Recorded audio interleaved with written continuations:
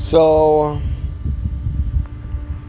I can't keep this video long because I'm sleeping out on the streets tonight, and I'm going to be turning off my phone, and I probably won't turn it on until tonight, until I want to listen to some music and try to fall asleep, and then I'll turn it off again. But basically, I got court tomorrow, and so far today I've walked 70,000 steps. I walked over 12 miles. So 70,000 feet, I guess. Got a couple blisters on my feet I didn't know it was gonna happen. I was just at Walmart and I just lost I just wanted to punch everybody. So I just told my girl I gotta go. I handed her the keys and left. And started walking. Stopped and got some water cups at a couple fast food places. Spit on a fucking government bus. The guy stopped and acted like he wanted to fight me and then just kept driving, but I was so pissed. I don't give a fuck right now. But I got court tomorrow, so I'm gonna make it to court tomorrow, see what happens there. I mean, it's supposed to be my last day, so she's just gonna say congratulations and act like fucking nothing is happening and nothing matters, and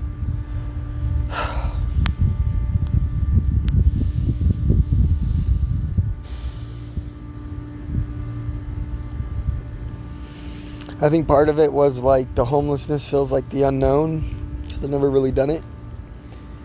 But how long ago? 7 years ago. The year before that, the entire year before that, I was roofing 12 hours a day, 6 days a week in Arizona heat, middle of the summer, for 3 months at least. And yeah, so I kind of feel like maybe I was challenging myself today. See how far I could go, what I could do.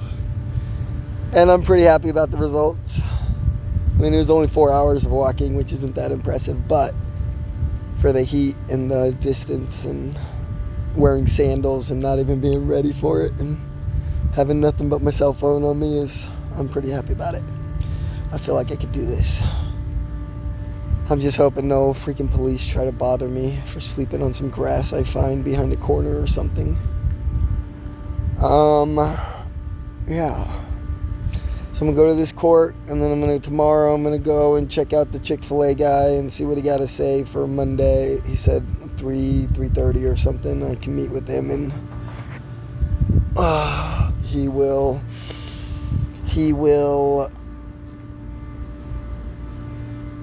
think about my demands and decide how he think he might be able to best help me. And I told him a job's no longer an option. Me starting at the ground floor of another fucking place is not the fucking answer.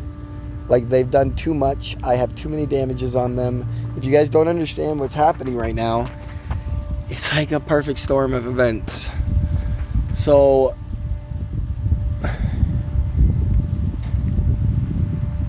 anyone could say this, and I'm going to say it, and I'm going to back some things up with it, but you got to understand that in order for me to tell you my life story, it'd probably take 3-4 full fucking days.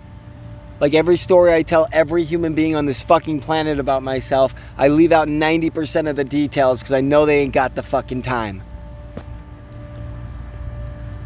And I've never been convinced that if I just spilled it all out on YouTube all at once, that it would ever lead to anything. Because YouTube's a fucking joke. I mean, am I censored? Am I secretly not censored but censored? The way this world's fucking working right now, it seems so goddamn fucking obvious that there's a large group of people out there that fucking know my name and know I'm fucking hot shit and are scared to fucking death of me, and they ban me on all socials, and if I start a new account it gets banned, and if they censor, the only thing that hasn't got banned on me is YouTube. But if you go look at my analytics and you see when I make a video and it catches fucking fire, and all of a sudden in one day I get 40 subscribers, and then all of a sudden the next day it goes back to 0 for 7 days in a row, something ain't fucking right.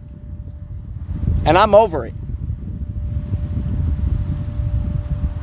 So, what I was going to say, that I would say anyone can say, but it's not true for anybody but me. I'm the only man on the world that can say this for real.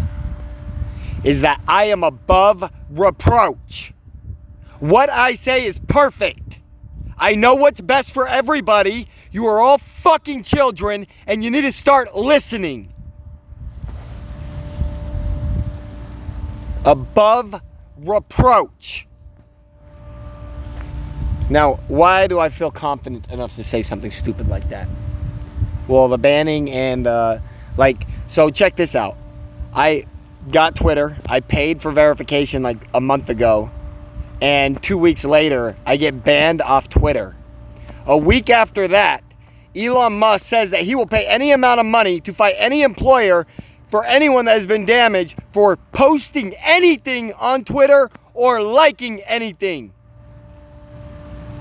How can a company offer to pay against any employer for saying anything, but Twitter still be banning people?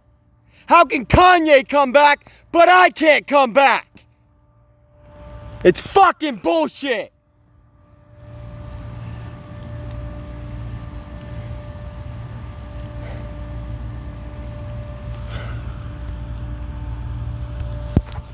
So, about 2.5 years ago, I made a stupid ass, I made one long video about financials, and before that I made a video that I deleted where I kind of felt like I sounded like a school shooter, and I didn't like it, so I just deleted it. I can't even remember what I said, but a lot of people acted weird towards me after they watched it, so I just deleted it. But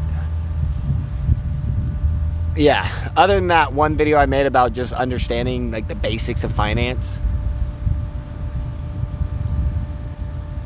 I made my first video, to really start my YouTube platform, December 30th, 2020. And in this video, I claim that you're a bitch, I'm a bitch, but that we're both gods and we can rise to the level of the occasion that we need to. And I had a plan on how I was going to do it. I found something better, so I ended up tossing that plan and going all in on the other things. But basically, that's when I first called myself Jesus Christ, to the world. Maybe I tweeted it, maybe I Facebooked it a couple times or something like it. Or maybe I never said I was Jesus and I said something like the Bible talks about in the end days, a man overcomes and all men will kneel to this man. All people will kneel. And maybe I just said stuff like, I'm the man that overcomes. I'm the man to do the fucking job because you're all a bunch of bitches. And obviously get banned from lots of things. My family thinks I'm crazy, all this other stuff. And so this whole YouTube thing starts. Don't get a lot of traction. And then a month later, GameStop happens. I see it on the news like everybody else when it's at $480, trying to understand what happened. And instantly, as soon as it crashed 50%, and I saw the fucking Reddit's Wall Street Bets page go from 2 million people to 10 million people, I just went all in that GameStop was life. Buy the fucking dip. It's gonna squeeze again. There's no chance it won't happen. And just keep averaging down until you fucking hit big. And of course we hit big. February 24th and 25th, I turned 10,000 into 1.5 million or some crap. And I should have made a lot more, but I thought it was going to keep going up. I thought I didn't need to get more aggressive. I thought GameStop was really going to go to $100,000 a share, and I fucked up. Lost most of my money, cashed out 400 grand or some crap and whatever. But then AMC started crashing, even after GameStop had its second squeeze and we all made money. And when AMC started crashing, it became clear and obvious once I started looking into why it started crashing is because right after we made our money in February, they announced the dilution announcement of 50 million shares sometime after February 24th. And I was like, oh, it's a dilution game. GameStop never diluted. That's why they went up. They didn't dilute until after both squeezes. I mean, maybe they diluted 5% of shares, but nothing serious. And so I was like, oh, I get it now. It all makes sense. And so I go all in on AMC. Like, GameStop's just dead to me at that point because they haven't diluted and the price was already so high and the market cap was so high. Like, retail would have to come up with $50 billion in order to buy all of GameStop because the market cap was so large compared to how many shares they could still dilute someday. And so I was like, okay, GameStop, no chance. But AMC, we've already bought 300 million shares and they only have 500 million possible shares to dilute. Like, how could we lose? I saw this math. And I just start pumping AMC live 8 hours a day on YouTube. Every mathematical equation I can think of. Read every news article and tell you why it's garbage. Why AMC's the GOAT. Leaving comments everywhere on every social media possible. Until I get banned from every single one, of course. I got banned in AMC days. I restart them for Mullen days. Get banned again. Restart them again for these Mullen days. Get banned again. Like, this shit's ridiculous. And so here's where it gets crazy. Obviously, for 3 months, I lead the AMC revolution. We never go below $8 from that point, and we hit $14 3 times until we finally go from $12 to $72 in 6 days. If you would have followed me all the way through all my videos, you can mathematically prove I would have given you 1,000x return on your money. $100,000 into $100 million, $1 million into $1 billion, $1,000 into $100,000. No. $1,000 into $1 million, bitch. God damn. And so instantly, right before the AMC squeeze, the day before the week-long squeeze, which I predicted on my YouTube, I say, guys, I don't know exactly why, but something's telling me I have to do this. And I bet the farm that it's going all the way up tomorrow. And if it doesn't, I lose all my money. Why would I do that? Because I don't give a fuck about money. I want this world to fucking change. It's bullshit.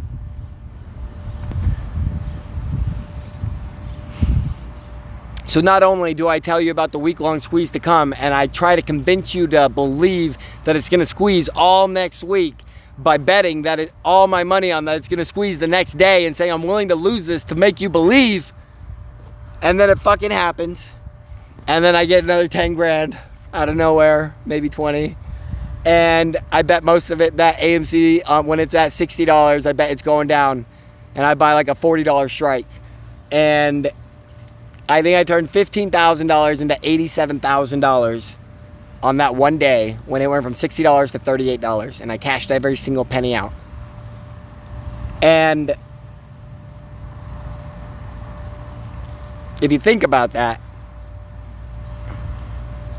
if you think about like the options I told you to buy beforehand and you followed it up and then you're still watching my video as you're seeing it's way high and you made all your money and you cashed out profits and you're like, now what do I do? Like, I still, like, I'm having fun. I got a little change I can still play with. Like, I would have showed you what to do with that. If you would have just YOLO'd, boom, 1,000x on your money. And so not only did I perfectly fucking lead and call and predict almost all that shit, but after I lose my money, my brother just starts taking off. My dad tells me that he's got 1,000 agents selling his product, which I created and no one else in the whole world sells other than him. And he's made $100 million off of it. And every client he sells becomes a renewable client within 2 to 3 years. And because he took my product and because he lied about it and because he didn't tell everybody full disclosure what they're buying into and what the possible outcomes are in their retirement, and just trying to give this one example of what it looks like if everything averages the exact same every single year, I felt like he was doing a disservice and potentially fraud against his clients. And so I felt perfectly reasonable to get on my YouTube and start explaining all the things that are wrong with this fucking company. And guess what happens? My mom, my dad, and him go to this weird-ass faggot Arizona law that says 3 people in a family, blood related, can go to the courts and petition somebody to be mentally fucking imprisoned and tortured, literally, both physically and mentally, trying to get a reaction out of you so they can force you on their drugs breaking every fucking law, and I'm writing complaints all 35 days in that fucking mental institution. Like, I got damages against Arizona like you can't imagine.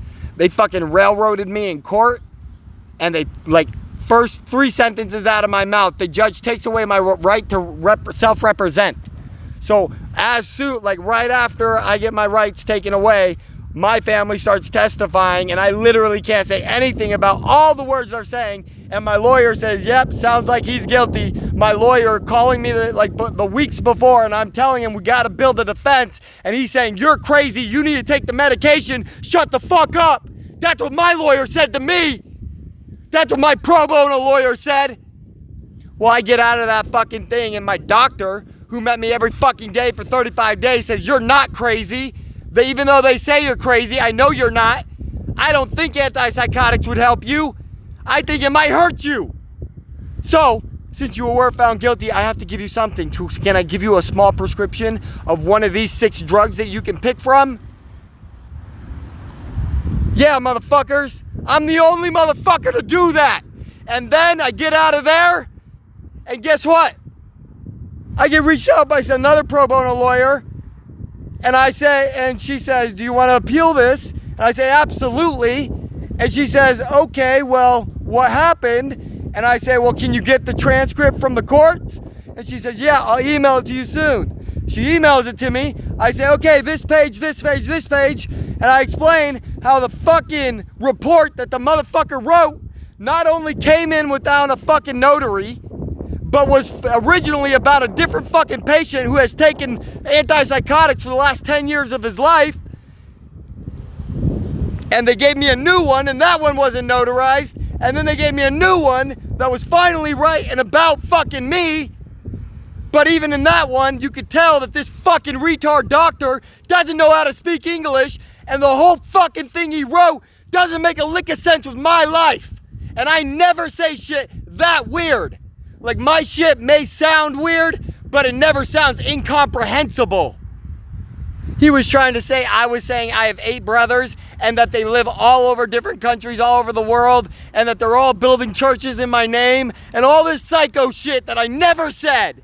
I said I have 7 brothers and they all serve missions for the LDS church, but I know the church is wrong and I didn't fucking go because I'm gonna build my own church. Dumb motherfucker. And so, what happens?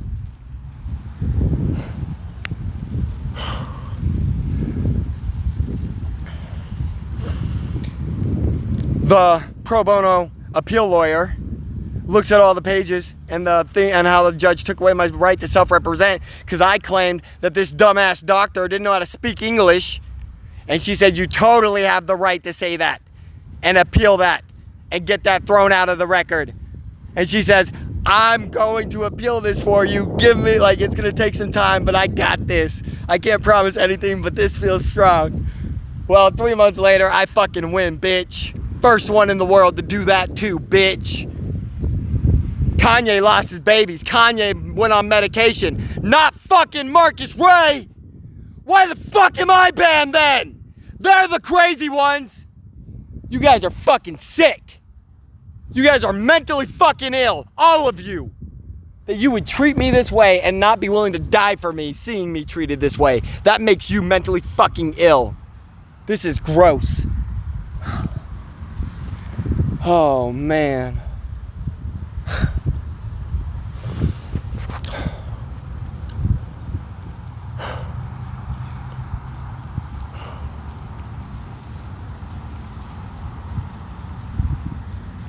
I'm about to get so loud at Chick-fil-A if they don't fucking offer me $1 million on Monday. Like, this shit's over. I'm fucking ready for war. You guys are done.